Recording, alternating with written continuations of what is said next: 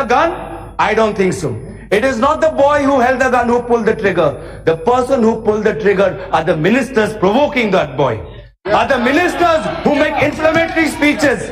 Ministers who should be booked under section 153. Ministers who should not be allowed to contest elections by the election commission if the election commission directs the police to file a FIR under section 153. It is them. But I also do not blame only the ministers. It is not them, sir, because the ministers are also acting under the instruction of a political master. I know some of the ministers, they are fair gentlemen.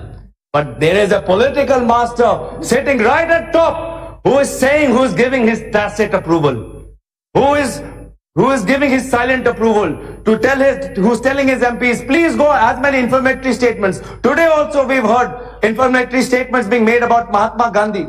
We have heard on the floor of the House inflammatory statements being made about Nathuram Godse. None of this will happen unless there's a tacit approval from the top. Why is no action being taken against a union minister?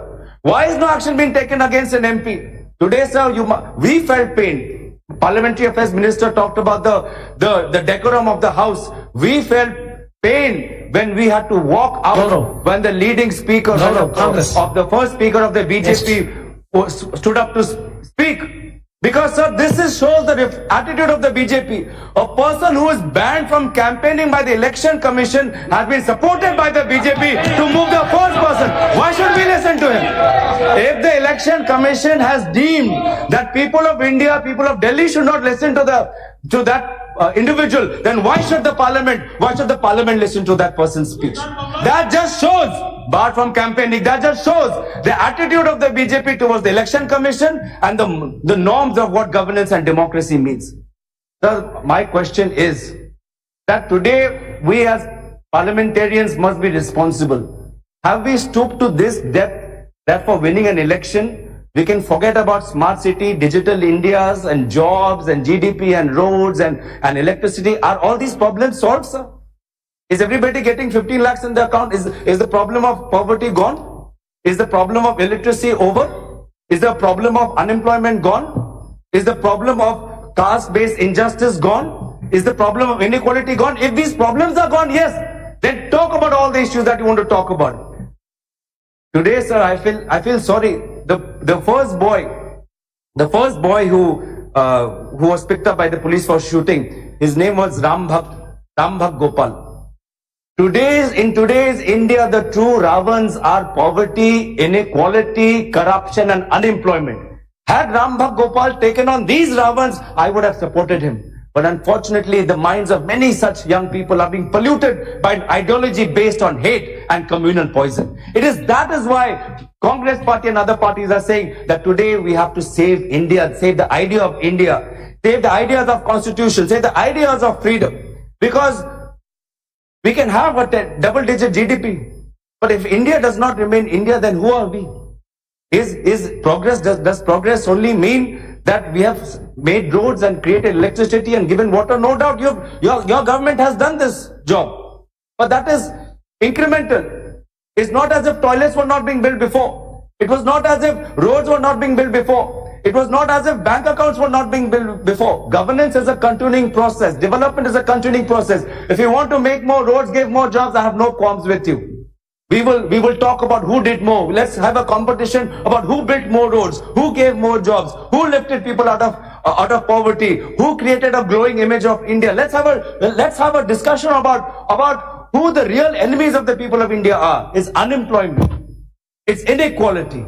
People of small towns, rural towns, they are saying that here there is somebody who's driving a Mercedes, somebody is going to a big private school, and yet they have a college degree, but a young person cannot support his own family because he's not earning good income. That is the problem that we are facing today. Let us get away from the politics of poison and hate, and let us get to the politics of hope. That is what has taken India forward. It was hope that won India her freedom, not hate. It was hope that took India forward from independence through the troubled times of the Green Revolution, through the troubled times of the Cold War, through the troubled times of the Great Recession in 2008. It was always hope which will take a nation forward. You with your hate are taking India back. Please take us forward. That is my only and sincere request to you. At the end, sir, today people actually want that there has been a fair amount of infrastructure which has been created. There's a fair amount of health infrastructure being created. There are hospitals, there are schools, there are colleges, the health and education infrastructure is there. But what people want is a good economy. And we thought this government with its mandate, a good mandate that it got, 2019 Lok Sabha, I agree, you got a good mandate. And this is the budget you give us. What is the point of getting such a big mandate if you cannot deliver a budget that takes India out of this economic troubles that we are in? You released a budget. Will the budget reverse the highest unemployment in the last 4 decades? The highest unemployment in the last 4 decades. Please remember that the next time you say कि देश के दुश्मन वो महिला है या वो छात्र हैं. The highest unemployment is the real enemy. The lowest GDP in the last 6 years. Will this budget reverse the lowest GDP in the last 6 years? No, it doesn't look like it. Will this budget reverse private investment? The way private investment was going down, you have reduced corporate tax rate. You have reduced corporate tax rate to 22%, 15% for new manufacturing companies. How much private investment has taken place? Your entire economic vision is empty, is devoid, and you're full of just pure rhetoric.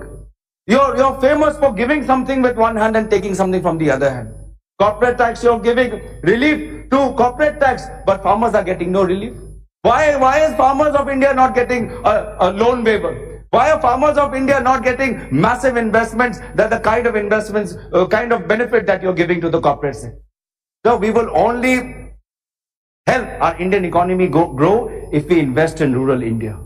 If we invest in our farmers, if we invest in our small shops, if we invest in our small traders, if we neglect rural India, if you think that if the Prime Minister meeting 15 industrialists, top 15 industrialists in an Indian economy is solved, you're living in a fool's world. You're living in a fool's paradise. Those 15 top industrialists that the Prime Minister's meeting will not solve India's economic problems. The farmers of India, the laborers of India, the teachers of India, the civil society of India, they are the ones who can solve India's economy. And that is past. If you look at the time when India was growing in double digits during the UPA 1, UPA 2, you would see how rural India was growing. Rural India, the per capita consumption in rural India was sending the kids to school. They were buying new vehicles. They were expanding the capacity of their farms. They were getting into small Indias. It is when rural India grows, that's when the rest of India grows. But I don't know why the government has failed to see this and they keep distracted by what is coming on the headlines. Headline management can only take you so far, but the problems will not go away.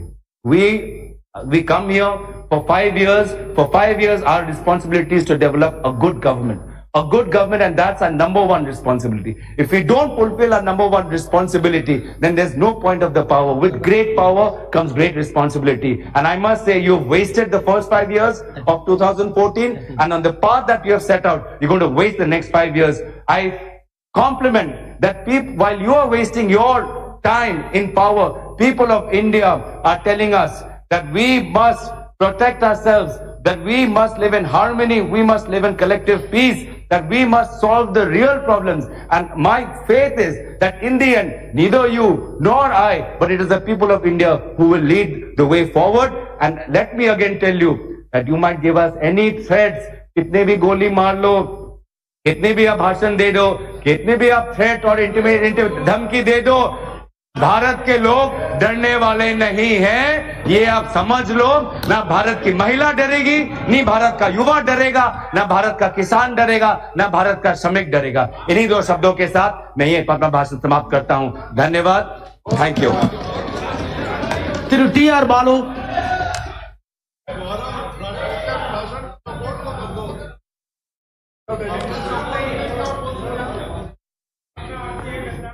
Honorable Chairman,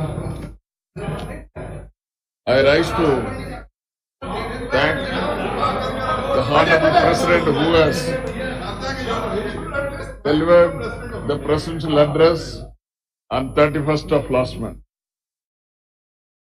So really today, I am extremely happy